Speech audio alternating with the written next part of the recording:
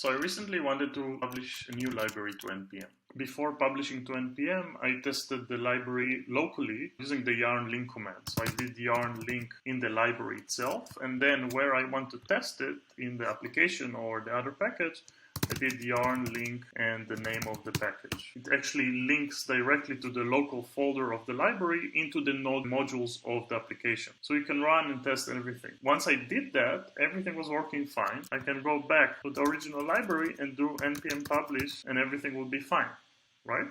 So I did npm publish. I published the library. On the other library, I unlinked the library and added the library from npm that I published. But for some reason, it didn't work. I looked in the node modules.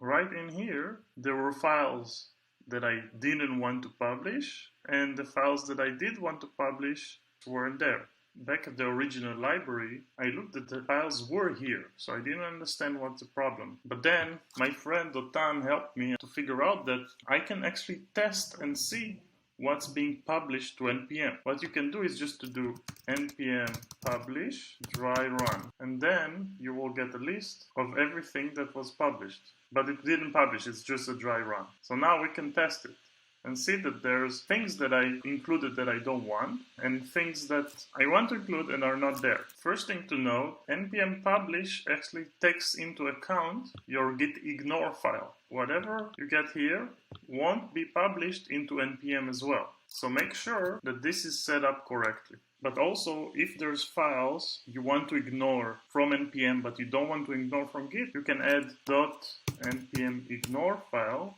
with the same format as the git ignore file and start adding here files from the list here that you want to include in git but you don't want to include in npm. For example, all the Husky stuff. So now, after fixing git ignore to not ignore things that I want to include and to ignore things from npm that I want on git but not on npm, I can do again the dry run, look at the files, see that it included the things that I want to include and didn't include the things that I didn't want to include, and then I can publish. Also, before I'm publishing, I can do npm pack, and I get a tarball with the actual library that I can test locally before publishing.